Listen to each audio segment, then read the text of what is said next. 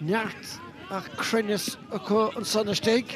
Cui brew anna yasan sa, agus an council again Vera Vila Vehelar Park Ashino Martin, agus tan kiet score again. Cíl Martra Friday Sarno Fina going agus sé Chris on Macher de tá curta go Stolum ach Lorna Parkasus anach luiseach tar fad agus deisele fós agus an farciana Ashino Martin reist. Mish Cíl Martra dulling lek loho ag a bainte seo Alino Calacháin. Níl an aire town galore an sunnastig agus tá siad hís leis. Quelán mac a bhard. Yeah, Donadur an bóta sun. Trastan na park an trosa. Don Lonéil agus tá seach an túirt fé agus an cúile búilte. Nis mar sin na bhfuil déanamh an saige Cíl Martra nó beisiad hís leis. Agus táid sin cúil agus gáfainte ag Ashino Martin. Agus inis cirán eile ó Fordé an trosa.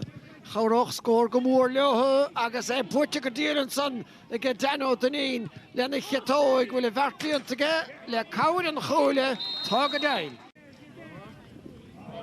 Johnson cosanta go díalach tá brise facht ag Dano Danín a sé sásta líana féint agus an bhartíonta ag Dan.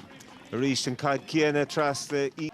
Rud ceann céanna sásta daoine a scaoile síos fanna glíháin tá go Corcra. O Górlí tref leis seachta taig chun túirt fé hénig agus an méid sin dianta go díalige.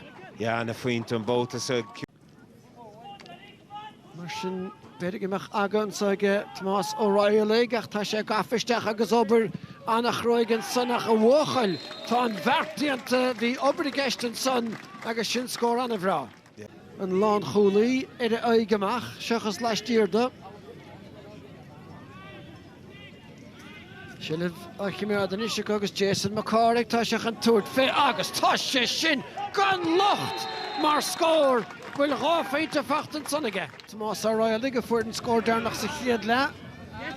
Nis tá sé den techt fé lánseoil Ashino Martin agus mar a inche sa chiad le ag aimsiúna spric a roibh a dús an tanna lethe. Go leor a dhéanamh a siúd, nis mar sin se chuin fiachra ó Corcra ábhrú amach an trón Clíháin. Nis rahíí techt in Nanasan san ar na cólathe agus úr a tháinig deis do bhFear Tomás O'Reilly den neada sé go díile. Nis mar sin ó Finnegáin, steach a láirslí héananig dóigus a tríd agus sní go deas na chéileann san. Ó Finnegáin bóta bháin eile agus tucha sé ar nais. Ag bháil tríthe go neafriseach agus sin féinte annaigh dóitir fad ag sarna Finnegáin. Ní léon dóir agus an son os glíonn na bearníidir ar a chéile má chiimeadan tú an seile fada do róhan agus sin deis agus anna faointeann sa bhfuil tá agus arán. Se anna féinte ar fad agus Seánaí ó Fordé.